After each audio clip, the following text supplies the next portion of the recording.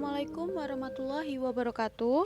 Nama saya Riaswinanda Putri Kusnul Aprilia, NPM 190.057, Program Studi Manajemen dari UPN Veteran Jawa Timur.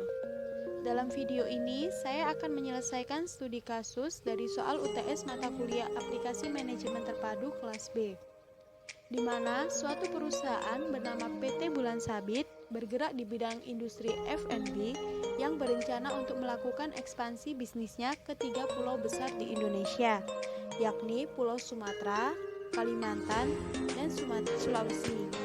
Di sini saya diposisikan sebagai General Manager yang siap dimutasi ke salah satu cabang perwakilan. Pada soal pertama, saya sebagai General Manager diperintahkan untuk melakukan rekrutmen dengan menggunakan aplikasi. Posisi yang dibutuhkan antara lain adalah staf produksi, digital marketing, HR staff, dan finance admin. Proses perekrutan PT Bulan Sabit. Untuk merekrut karyawan pada PT Bulan Sabit cabang Sumatera menggunakan aplikasi Odoo. Odoo ini merupakan sebuah software aplikasi bisnis yang mencangkup CRM, yaitu strategi bisnis yang memadukan proses manusia dan teknologi. Berikut merupakan tampilan utama pada aplikasi Odoo. Sebelumnya kita harus login terlebih dahulu. Jadi, proses awalnya adalah masuk ke menu perekrutan, kemudian akan nampak seperti ini. Nah, di sini saya sudah memasukkan posisi pekerjaan yang dibutuhkan oleh PT Bulan Sabit, yakni staf produksi, HR staff, digital marketing, dan finance admin. Untuk membuat komponen perekrutan baru, kita bisa klik buat pada posisi pekerjaan dan akan muncul data-data sebagai berikut seperti posisi pekerjaan dan email. Kemudian, kita bisa klik membuat. Untuk meletakkan job description, bisa kita klik digital marketing, kemudian kita klik edit. Nah, di dalamnya ini ada posisi, kemudian deskripsi pekerjaan, dan perekrutan. Di sini kita bisa menulis deskripsi pekerjaan. Antara lainnya adalah sebagai berikut. Kemudian perekrutan, di sini ada departemen, lokasi perusahaan, email, kemudian karyawan baru yang diharapkan, dan recruiter.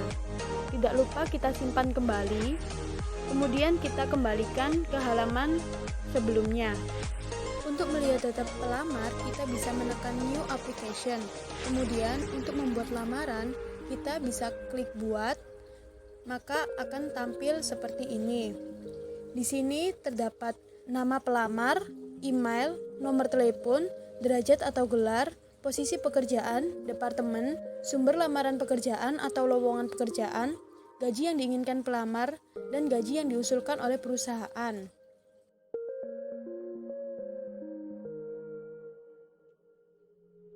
Nah, setelah mengisi data pelamar, maka akan muncul record data pelamar pada PT Bulan seperti berikut ini.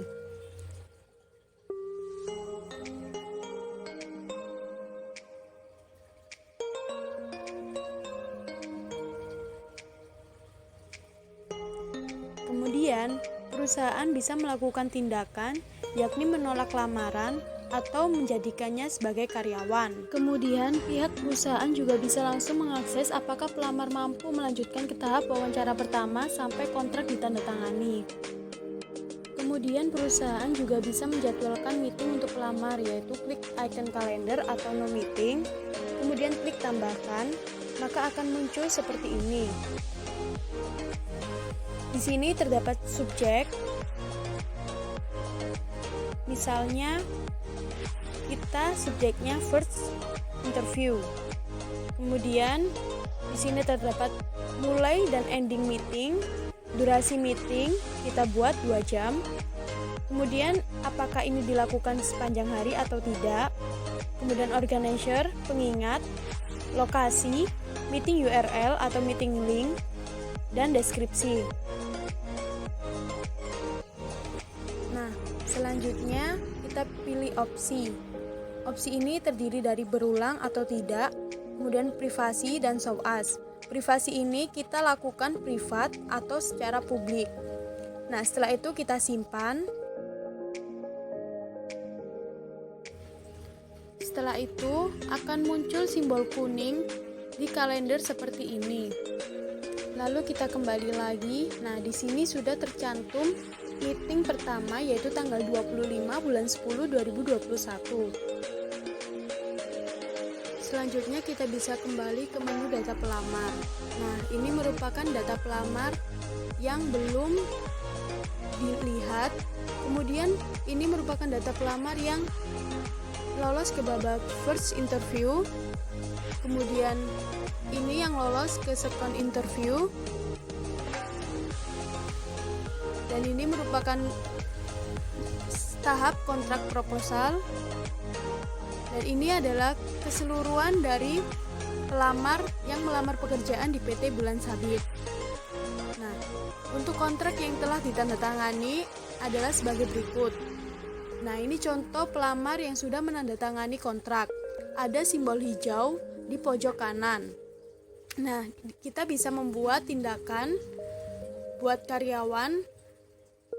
Nah, di sini akan otomatis masuk seperti berikut. Kita isi terlebih dahulu nomor HP,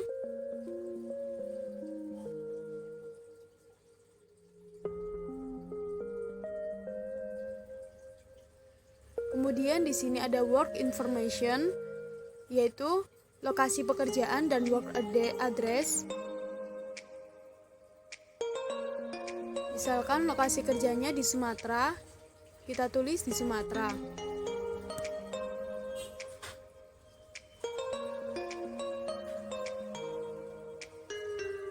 Kemudian kita simpan. Nah, akan muncul seperti ini.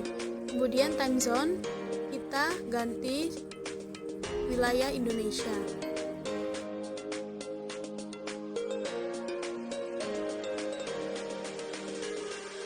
Kemudian kita tekan private information yang berisi seperti nama lengkap, kewarganegaraan, nomor identitas, jenis kelamin, dan tanggal lahir.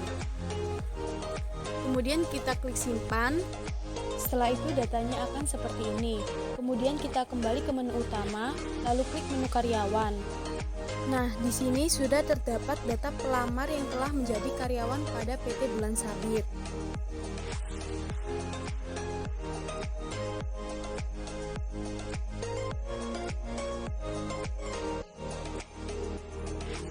Soal nomor 2 yaitu konsep pemasaran pada PT Bulan Sabit cabang Sumatera.